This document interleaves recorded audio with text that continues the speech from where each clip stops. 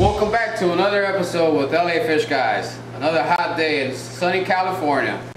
Join us as we catch up with our good friend Cande as we service a 300-gallon reef tank in the San Fernando Valley.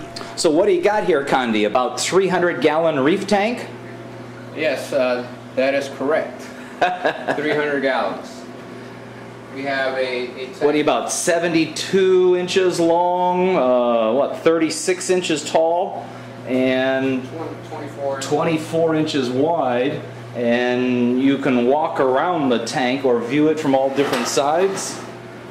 So I imagine stacking the rock in here was quite a challenge. It was. You got a variety of rock in there? There's a ton of variety of rock. We have huge pieces of branch rock, Fiji rock, Marshall Islands rock, slab rock. You know, it took a lot of different unique pieces to create what you see inside of the aquarium. But that's quite a challenge in tall and narrow tanks. Yes. You know, the unique thing about this that this tank, the filtration system was designed in the center to where it overflows inside to a wet dry box. You know, it's a it's a wet dry box with bio balls. A lot of people don't like to use it, but I like to use it. It works as an ammonia tower too. You know, as long as there's good water flowing there, you know, the bio balls will maintain itself clean. You know, so it serves its purpose. As you can see, let's open up this hood. Type of lights that this tank has. So these are those Aquaray LED modular kind of lights that you had used on the Rose Garden Anemone tank. Tell us a little bit more about this. Is what, Aqua Pod or something like this? Yeah, that's the Aquaray Pod. Aquaray Pod. And this one basically... And these are strips on the outside, and then that's an aluminum rail that they're attached to? Yes. So you had shown me a little nifty feature a moment ago, that these cables that they're suspended by are adjustable? Yes, that is correct.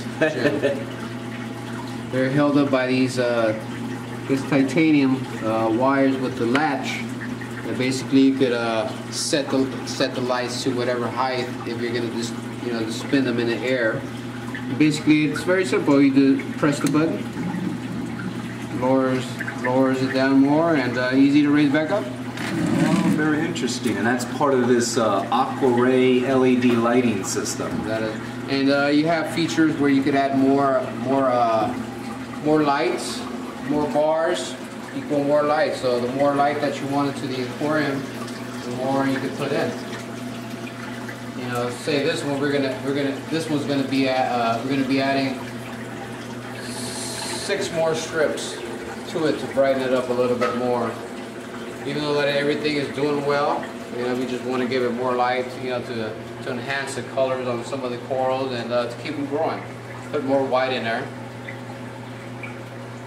Tropical Fish Hobbyist magazine has been the authoritative source for aquarium keepers since the first legendary issue rolled off the presses in 1952. With informative articles month after month about the fascinating world of freshwater aquariums, saltwater setups, paludariums, ponds, and more, illustrated in crisp detail by the world's top aquatic photographers. TFH covers it all.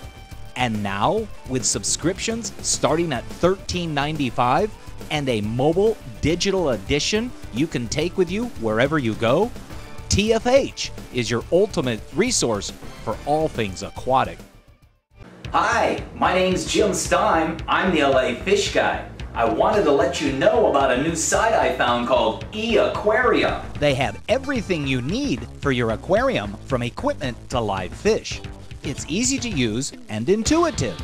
Membership is free and you can buy and sell anything to do with fish in a secure environment.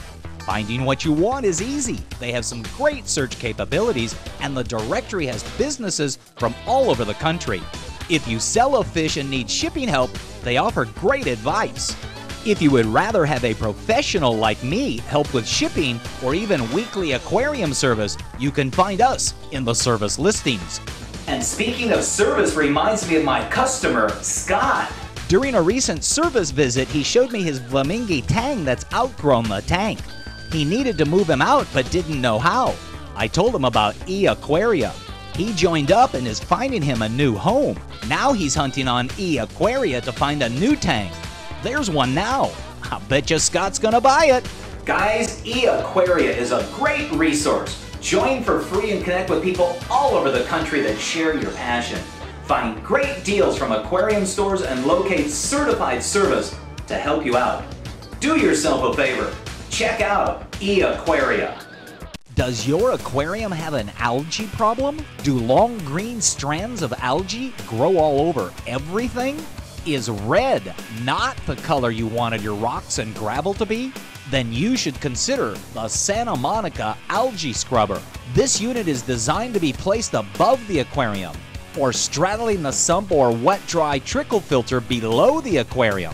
The Santa Monica Algae Scrubber uses 2 light enclosures placed on either side of a specially designed acrylic body to grow algae on a screen suspended from a spray rod inside the unit. That screen quickly and naturally grows its own algae, which in turn is scraped off on a weekly basis. If you want your fish or reef aquarium back, the Santa Monica Algae Scrubber is the solution. Visit santa-monica.cc for more information. So, tell us, what do you got in here? That's a red and green open brain. That one had a little bit of an encounter with Zoa's polyp that wanted to grow on it, and as you can see, it stopped dying. It's healing back, and you know, it's doing well. A little Placillipora? Placillipora. That was just a small frag piece the size of your thumbnail. That's grown maybe within the past 6-7 months. That's an Australian Cinerina. Very nice, orange. Bright orange. My favorite, Capricornus. Yes, beautiful piece. That's a frag piece also. That piece has been growing for the past 4 or 5 months. That's the growth on it. And toadstool looks to be kind of a fluorescent green. That's a fluorescent green, yes, with white tips. And right underneath we have some weird mushrooms. I'm not sure if you could get a zoom in on those. Weird is right.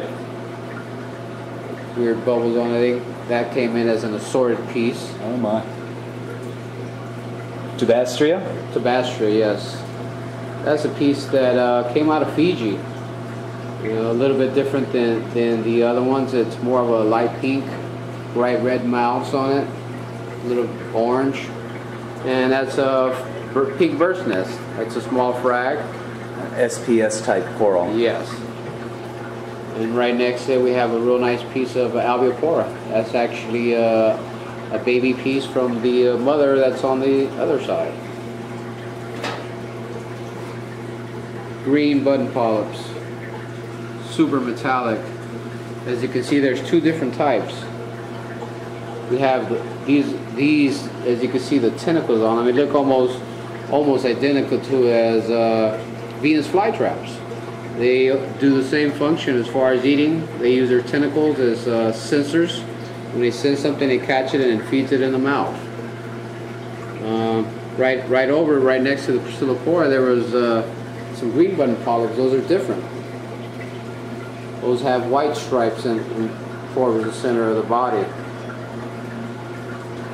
There's various types. Maybe I want to say maybe about 4 or 5 different types that I've seen as far as green button polyps. You have some that are as big as a dollar piece or a $half piece. You know, whichever one is bigger. Well, make it a point to come on back for part 2 as we discuss the corals we have on the other half of the tank. and then Cande's going to go ahead and clean the tank and do a water change today. He's already made up his water over here, and that water came from where? The tap. Oh my God, okay. Well, come on back for part 2.